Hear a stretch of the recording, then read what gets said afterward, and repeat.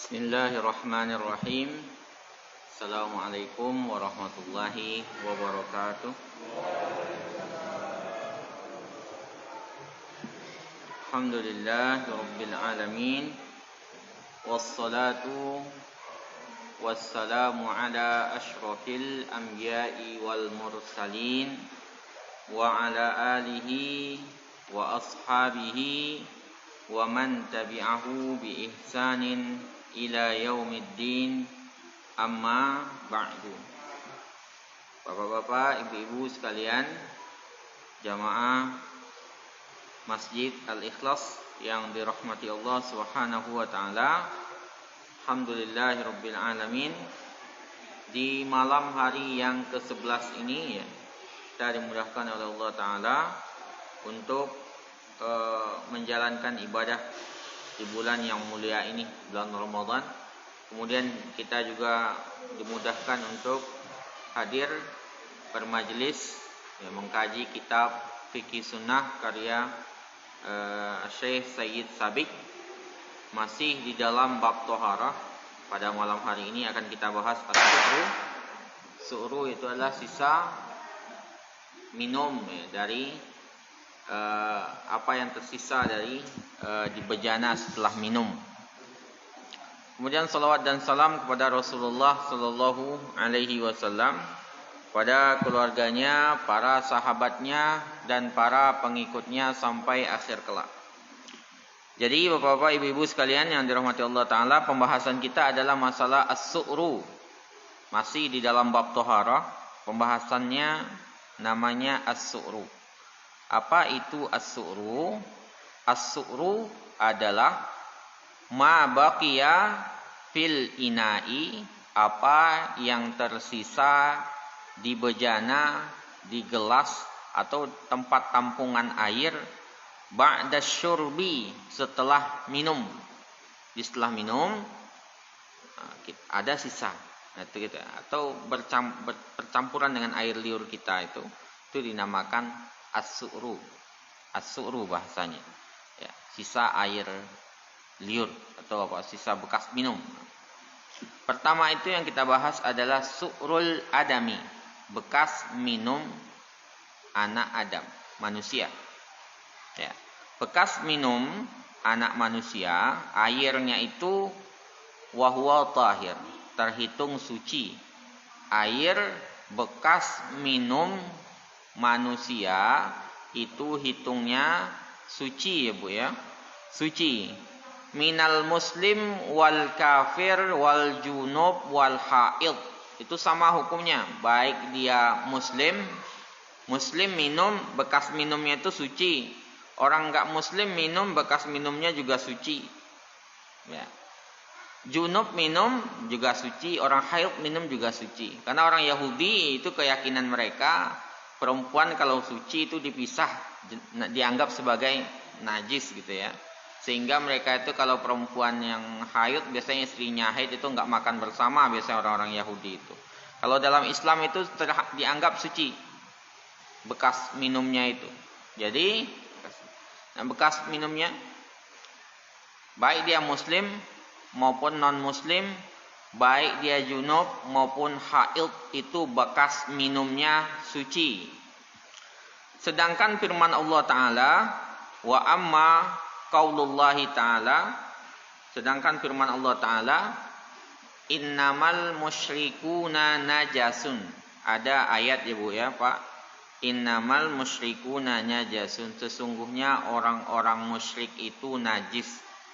Najisnya apa? Itu bukan najis badannya, tapi maknanya adalah fal muradu bihi, maksudnya najasatuhumul ma'nawiyah, najis secara maknawi, bukan badannya yang najis, tapi secara maknawi mereka itu najis. Apa yang najisnya? Min jihati i'tiqadihimul batil, karena keyakinan mereka, akidah mereka yang batil. Maka dalam Al-Quran dikatakan orang-orang musyrik itu najis karena akidahnya, jadi bukan badannya. Ya. Ya, kan bukan karena badannya. Wa adamu taharrurihim minal aqdar wan najasat. Ya, kemudian mereka juga enggak menjaga diri dari najis kadang-kadang dan kotoran. La anna a'yanuhum wa abdanuhum najisah. Bukan karena badan mereka atau tubuh mereka najis. Ya, jadi badan mereka orang musyrikin, kita salam sama orang-orang musyrik biasa saja. Jadi enggak usah setelah itu cuci tangan 7 kali atau apa, enggak ada.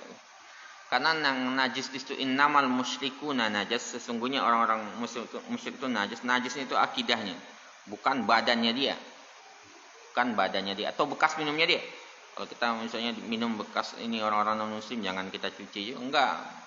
Bukan itu yang dimaksud najisnya itu. Keyakinan mereka yang batil. Dalilnya apa juga yang lain?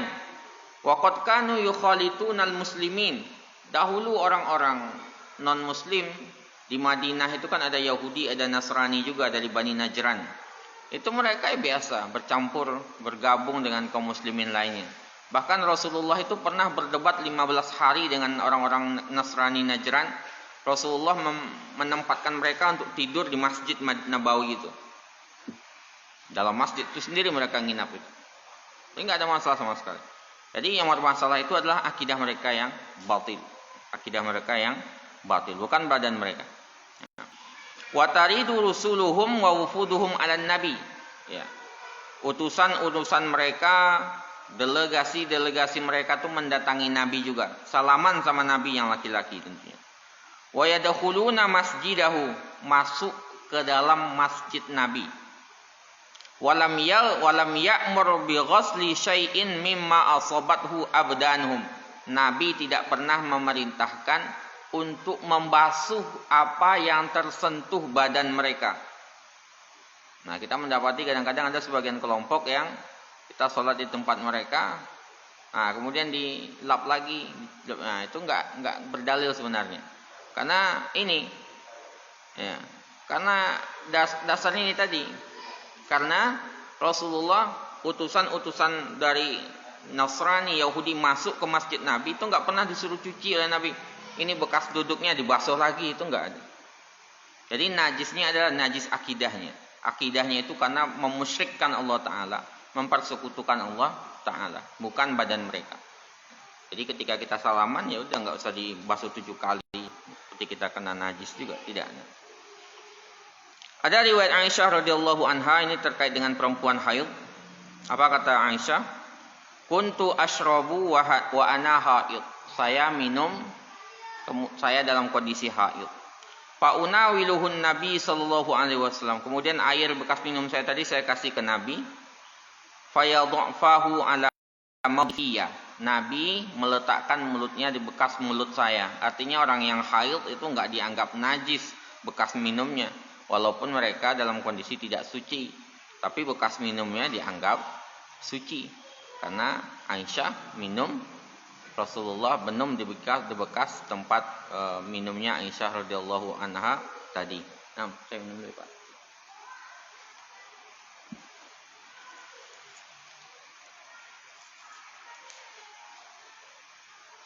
Nah, kemudian kedua kita lanjutkan ya Pak ya. Yang pertama itu su'rul adami, bekas minum dari anak Adam. Yang kedua, su'ru mayuk kalu lahmuhu, bekas minum yang dimakan dagingnya, binatang yang dimakan dagingnya, mencakup sapi, domba, ayam, apalagi yang dimakan dagingnya Pak, kerbau, onta. Kalau ada di sini nggak ada onta kita. Ya. Itu kalau ada bekas minumnya, itu air bekas minumnya itu thahir, suci. Jadi kita punya bak, kemudian minum di situ kerbau, sapi, itu biasa bisa kita gunakan untuk berwudu. Karena airnya masih terhitung suci dan tidak rusak bernajis gara-gara itu. Ya. Wa huwa tahir li'anna lu'abahu mutawallid min lahmin tahir. Kenapa?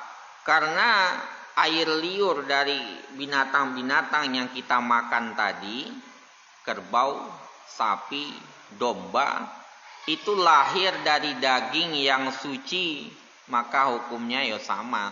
Air suci, ya yang minum juga binatangnya binatang suci, ya nggak najis tuh mereka itu.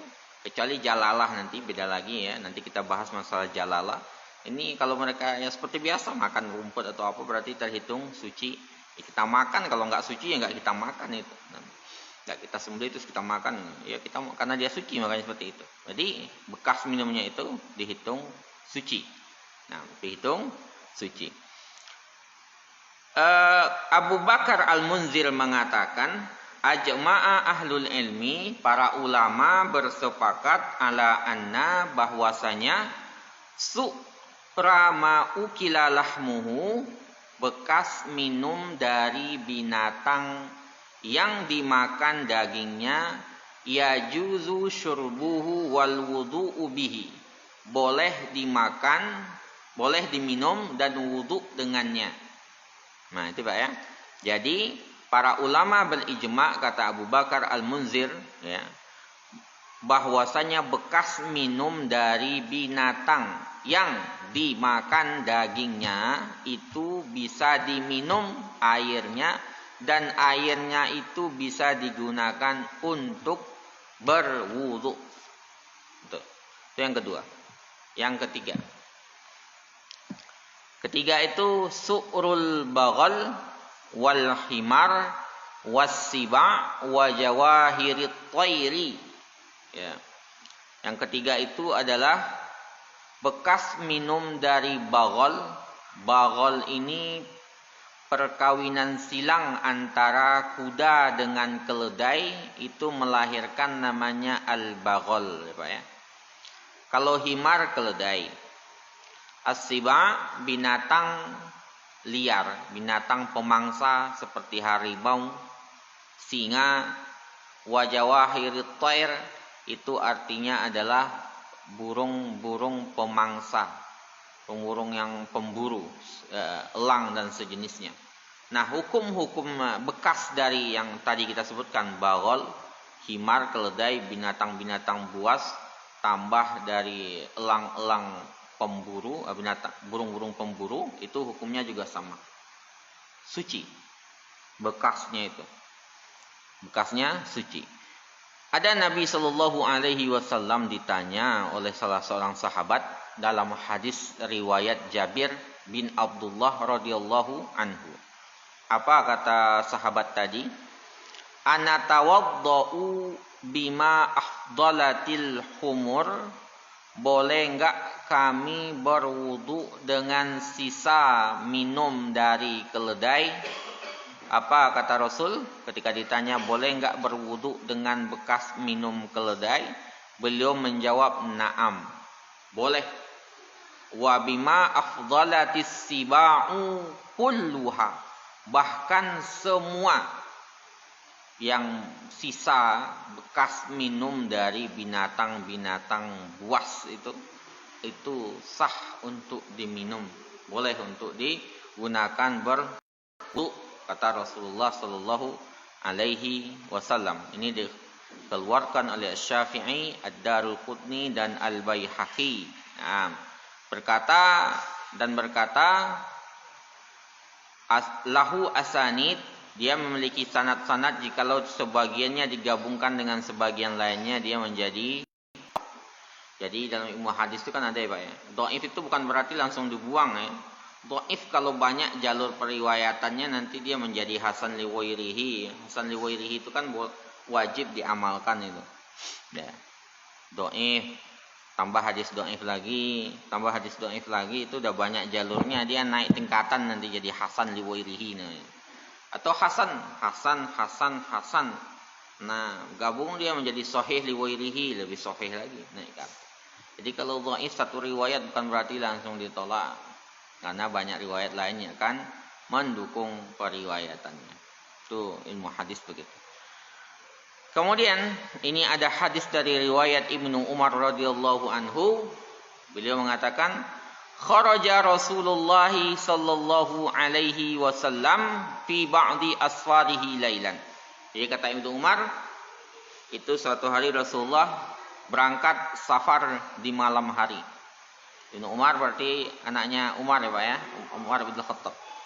Anaknya Abdullah bin Umar itu terkenal dengan syada'id Pak. Syada'id itu artinya beliau itu keras banget memang dalam memegang sunnah Nabi, itu terkenal Umar itu. Jadi kalau Nabi misalnya melakukan perjalanan, terus pipis di sebuah tempat, beliau akan pipis juga di situ Ibnu Umar itu.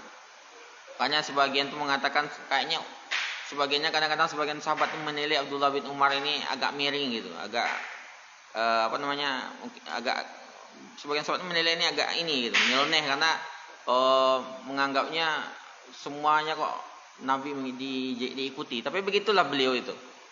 Makanya beliau itu termasuk ulamanya para sahabat, walaupun sebagian menganggap aneh karena beliau terkenal dengan syada'idnya. Syada'idnya artinya beliau itu benar-benar mengikuti Nabi sebagaimana adanya.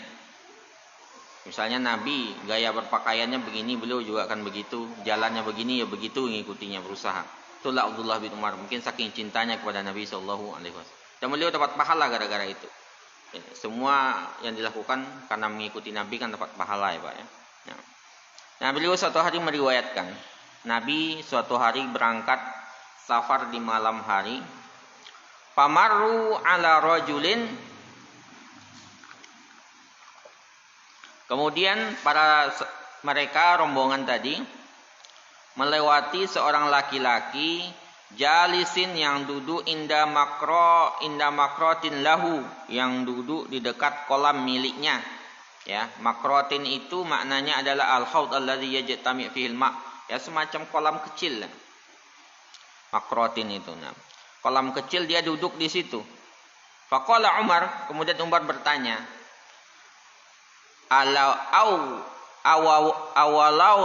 awalawatis siba'u alaika lailata min fi makratika. Apakah tadi ada binatang buas minum di kolam kecilmu ini? Kata Umar kepada orang yang duduk di situ tadi, pemiliknya tadi, pemilik kolam. Apa kata Nabi? Ya sahibal mikrah, wahai pemilik mikrah, la tukhbirhu, jangan kamu kasih tahu dia, enggak usah dijawab pertanyaan Umar itu. Hadza mutakallif, ini berlebihan. Ya, bertanya kayak gitu tuh berlebihan. Bertanya tadi, ini sini ada binatang buas enggak minum di air engkau gitu. Sama Rasul enggak usah dikasih tahu, itu berlebihan. Bertanya berlebihan kan enggak boleh juga, Pak. Bertanya terlalu berlebihan dalam Islam itu memang enggak dibolehkan. Bahkan para Ibnu Abbas itu mengatakan, ma ra'aitu qauman kanu khairan min ashabi Rasulillah. Saya tidak pernah melihat satu kaum yang lebih baik daripada sahabat Rasulullah. Ma sa'aluhu illa salasata asyara mas'alatan. Beliau enggak nanya para sahabat itu kecuali 13 masalah kepada Nabi. Selainnya apa? Selainnya mereka itu berusaha memahami, melihat Nabi, memperhatikan Nabi. Kalau salah baru diluruskan Nabi. Jadi para sahabat itu memang enggak banyak tanya, kecuali benar-benar terdesak baru tanya. Nah, hal-hal seperti ini misalnya terlalu bertanya terlalu dalam seperti Umar. Bertanya, tadi malam ini ada binatang buas enggak minum di kolammu ini? Rasulullah mengatakan enggak usah dijawab. Itu terlalu berlebihan pertanyaannya. Masa dia ngelihatin sepanjang malam kolamnya gitu. Mutakallif kata Rasulullah. Laha mahamalat fi mutuniha walana ma baqiya syarabun wa tahurun. Khalas. Kalau yang sudah diminum biarlah itu ada di perut binatang tersebut, kalaupun diminum tadi malam. Jadi kalaupun binatang buas itu tadi malam minum di kolam ini, ya udah itu rezekinya dia.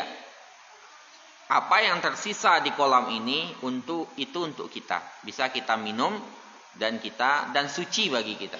Itu kata Rasulullah.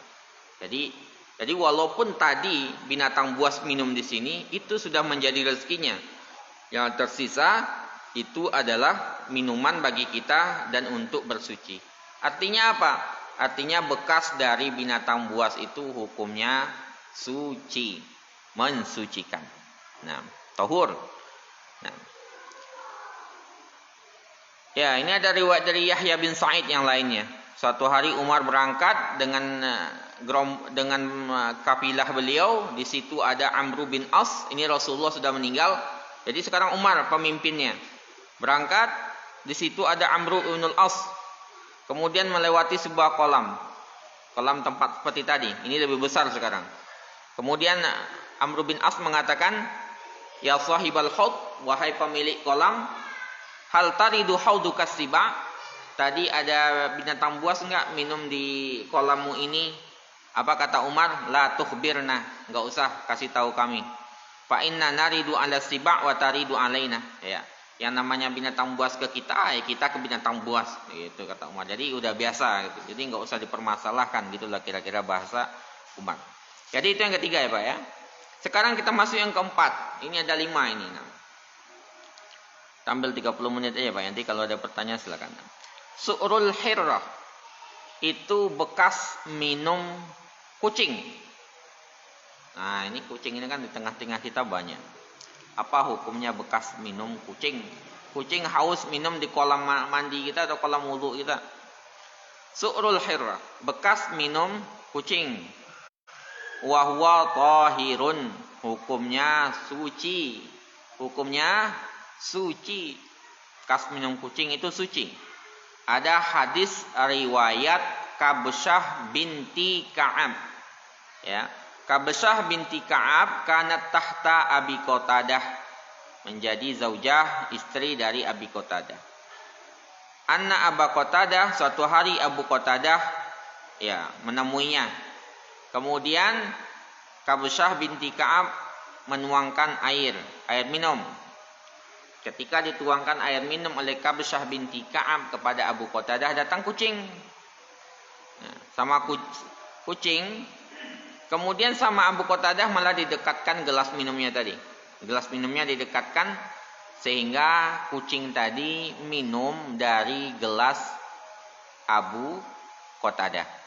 Jadi sama Kabsyah binti Ka'ab istrinya disediakan minum ke Abu Qatadah.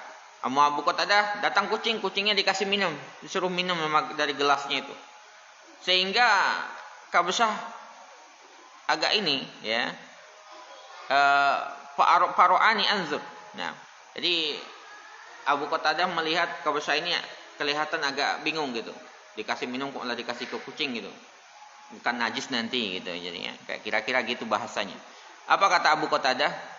Ata'jabina ya bana akhi, apakah engkau heran wahai anak perempuan saudara laki-lakiku? Artinya di sini gaya orang Arab ngomongnya gitu ya. Kira-kira artinya apakah engkau takjub wahai Kabsyah gitu kira-kira arti. Kabsyah menjawab iya. Kemudian Abu Qatadah mengatakan inna Rasulullah sallallahu alaihi wasallam qol, Rasulullah mengatakan innaha laisat binajasin. Yang namanya kucing itu bukan najis. Innaha laisat binajasin. Dia itu bukan najis. Innaha minat tawafina alaikum wat tawafat. Kucing itu termasuk binatang yang berada di sekeliling kalian, muter-muter di sekitar kita. Kucing itu jadi dia biasa hewan sama dengan ya muter-muter seperti seputar kita. Sehari-hari bersama kita di dalam hidup gitu di rumah. Jadi dia nggak dianggap sebagai binatang yang najis atau bekas minumnya itu dianggap najis. Kemudian yang terakhir, yang kelima ya Pak ya, pembahasan kita. Su'rul kalbi wal khinzir.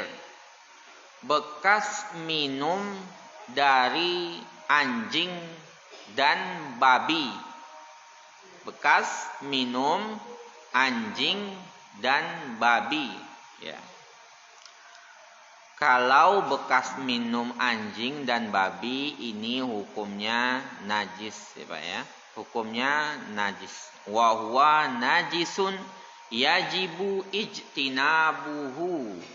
Dia najis wajib hukumnya dijauhi. Ada riwayat Bukhari dan Muslim dari Abu Hurairah radhiyallahu anhu berkata, "Idza syaribal kalbu, kalau anjing minum ya fi ina'i ahadikum, di bejana salah seorang di antara kalian." Bejana itu mencakup piring. Pokoknya sesuatu yang bisa ditempatkan di situ, gelas, periuk, ya. Semuanya itu bejana itu nih Pak. Jadi semua yang bisa menampung itu bejana dihitungnya. Maka kalau minum anjing di bejana salah seorang di antara kalian, falyaghsilhu sab'an, maka cuci dia 7 kali yang bekas dijilatnya itu atau tempat minumnya itu. Kemudian dalam riwayat Ahmad dan Muslim, tahuru ina'i ahadikum, sucinya bejana salah seorang di antara kalian, iza walagha fihil kalbu, kalau anjing minum di situ, dijilati anjing, ayyagsilahu sab'a marratin, dicuci, dibasuh 7 kali, ulahunna biturab, pertama dengan tanah. Ya, kemudian sisanya dengan air sebanyak 7 kali ya. Pertamanya dengan air tanah dulu, kemudian sisanya 6-nya dengan air. Wa amma su'rul khinzir, kalau kaum khinzir itu dalilnya dari Al-Qur'an dan Sunnah ya Pak ya. Dalam Quran kan banyak khinzir itu. Karena dia khubus juga, najis dan kotor juga. Kalau khinzir itu jelas ada nasnya dari Al-Qur'an itu. Nah, lahmul khinzir itu, daging babi itu. Kalau anjing memang dalam hadis ya. Anjing itu yang terkait dengan su'runnya itu. Dengan masalah anjing itu terkait dengan air liurnya itu. Kalau badannya memang khilaf di kalangan para ulama itu. Nah, badannya itu khilaf di kalangan para ulama. Kita biasanya Syafi'i di sini yang menganggapnya najis badannya itu. Tapi nanti kalau kita ke mazhab Maliki, kalau ibu-ibu misalnya berkunjung ke Turki, ke Rusia, ya, ke daerah-daerah bermazhab Maliki lah, daerah Afrika Utara sana itu mereka memang mazhabnya Maliki. Kalau Maliki itu yang najis itu dari anjing itu liurnya, tapi badannya tidak. Makanya mereka biasa itu menjadikannya anjing itu sebagai binatang peliharaan. Kalau kita usir-usir anjing, mereka tuh biasanya marah. Oh, itu kan makhluk Allah juga gitu. Tapi kita mazhab Syafi'i di sini rata-rata Syafi'i itu menganggap anjing itu dengan badan-badannya najis gitu. Nah, itu mungkin kita pakai mazhab itu aja karena mazhab jumhur di sini. Mazhab jumhur. Tapi yang jelas kalau liurnya itu tuh sepakat para ulama karena hadisnya nassan. Jadi walaupun mereka orang-orang mazhab Maliki itu membiasakan diri dengan itu, tapi kalau udah dijilat anjing ya sama juga. Mereka 7 kali juga sama. Itu disepakati oleh para ulama. Nah, jadi itu Pak, jenis-jenis su'run yang kita bahas pada malam hari ini ya. Yang pertama itu su'rul adami, bekas minum dari anak Adam manusia, hukumnya suci. Kemudian yang dimakan dagingnya, kambing, domba, babi, sapi, kerbau, onta, ayam, itu masuk di situ semua, itu suci juga. Bagol, himar, keledai, binatang buas, kemudian burung-burung pemburu itu juga suci. Nah, bekas minum kucing juga. Kemudian yang anjing sama babi, bekas minumnya itu najis. Cuci 7 kali kalau sampai ada. Pertama dengan tanah. Besok insya Allah akan kita bahas tentang an-najasah. An-najasah atau najis, kita akan membahas dengan segala jenis-jenisnya. Mungkin itu yang kita bahas pada malam hari ini. Kalau ada yang mau berdiskusi atau bertanya, monggo Pak. Nah.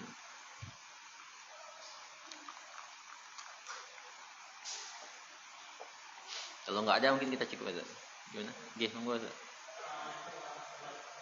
Assalamualaikum warahmatullahi wabarakatuh.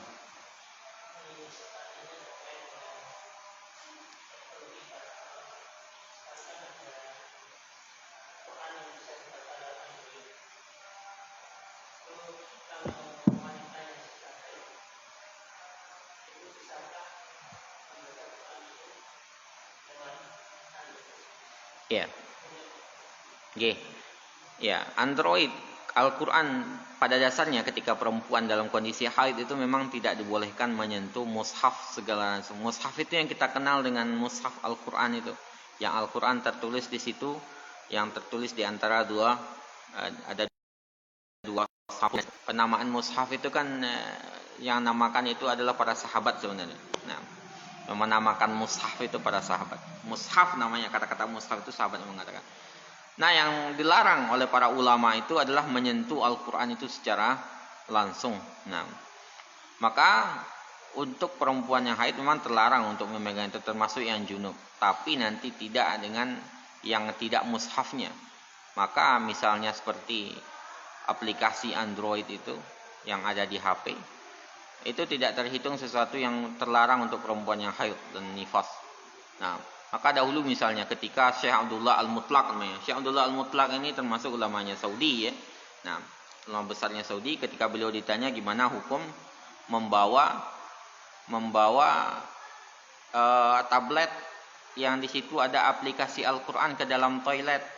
Nah, gimana hukumnya?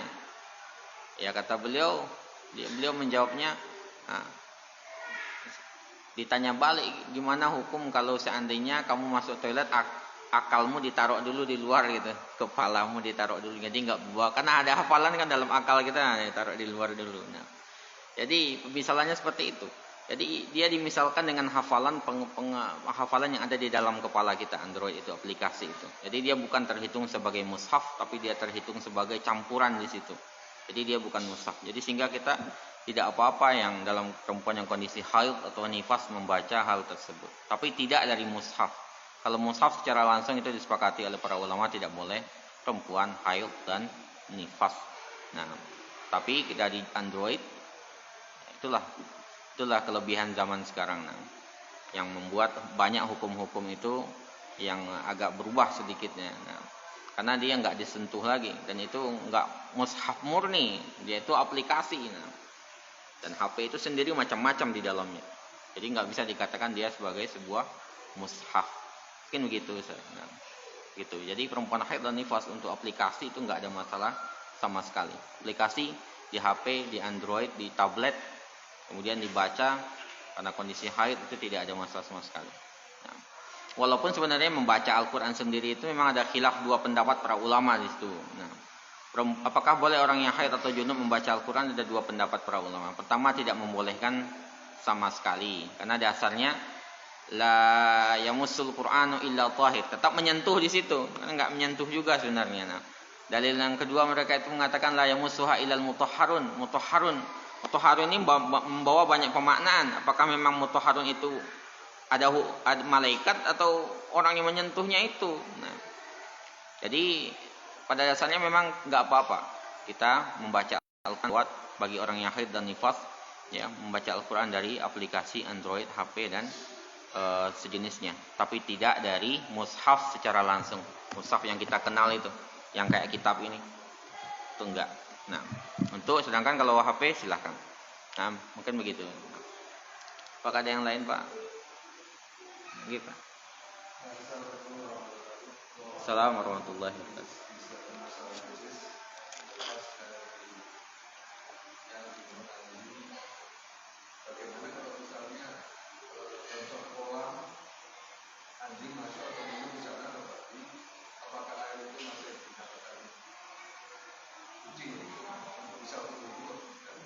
Ya, kalau anjing sudah masuk kolam itu sudah merusak, karena najisnya mutlak anjing itu, Pak. Sehingga ketika mereka masuk atau anjing itu masuk ke dalam kolam, ya, kolam tertentu ya, ukuran tertentu yang kecil terutama atau yang apa, itu otomatis akan merusak di situ karena mereka najis. Nah, beda nanti kalau seandainya airnya mengalir seperti sungai atau air laut yang nggak berbatas, itu tidak akan berpengaruh di situ.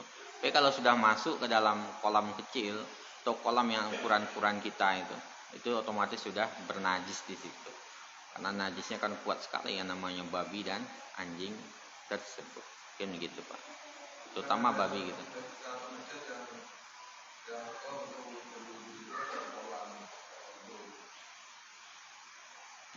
Dia berduduk di satu kolam tersebut. Iya, apakah itu dimasuki oleh najis? Gitu. Anjing masuk ke situ. Nah, maka dilihat di situ, Pak. Apakah benar masuk atau tidak? Itu kan sebuah perkiraan sebenarnya, Pak. Tapi ketika anjing masuk ke dalam sebuah air kemudian merubah sifat dari salah satu tiganya tadi, sebelum kita sebutkan yang sebelumnya itu, masalah warna, masalah rasa, atau masalah baunya, nah itu ya otomatis dia akan berubah kesuciannya. Nah, yang kedua itu karena joroknya, li khubsihi wa qazaroti. Walaupun mungkin secara ini suci atau enggak berubah sama sekali, tapi karena yang namanya anjingnya atau babinya itu bagi kita dianggap sesuatu yang jorok, kotor secara naluri kita, tabiat kita, maka itu dianggap nanti kita biasanya akan membuang itu. Sama halnya dengan ini, Pak. Ketika kita misalnya hujan, kemudian kan kena kerikil-kerikil air dari hujan biasanya kalau kita jalan pakai sendal itu. Nah, itu kan sebenarnya nggak najis juga. Karena Ali dalam sebuah riwayat mungkin akan kita pelajari juga nanti. Ali itu pernah suatu hari itu berangkat, semua bajunya itu kena bekas dari hujan tersebut dan beliau sholat dengan seperti itu. Kalau kita kan biasanya nggak mau sholat dengan kondisi seperti itu karena kelihatan kotor gitu. Nah itu, jadi kita mungkin perlu membedakan antara kotor nanti dengan suci. Yang kedua, apakah dalam tabiat kita sebagai orang yang di kita ini, di Indonesia ini ya, orang Timur terutama, apakah menganggap wajar seperti itu gitu. Jadi secara hukum gitu, Pak. Jadi kita lihat zahirnya dulu ya, apalagi kalau kolamnya kecil dan itu benar-benar terjadi, ya kita lihat apakah berubah nggak salah satu sifatnya. Yang kedua, apakah kita siap nggak menerima berwudu dengan seperti itu, karena terkenal binatang tersebut terkenal dengan kekotorannya dan kenajisannya. Mungkin begitu, Pak. Oke. Monggo kalau ada yang lain, Pak.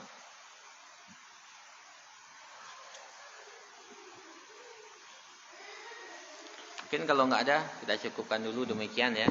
Insyaallah di pertemuan berikutnya kita lanjutkan lagi di bab an-najasah ya Pak, insyaallah. Masalah najis ya, dengan jenis-jenisnya.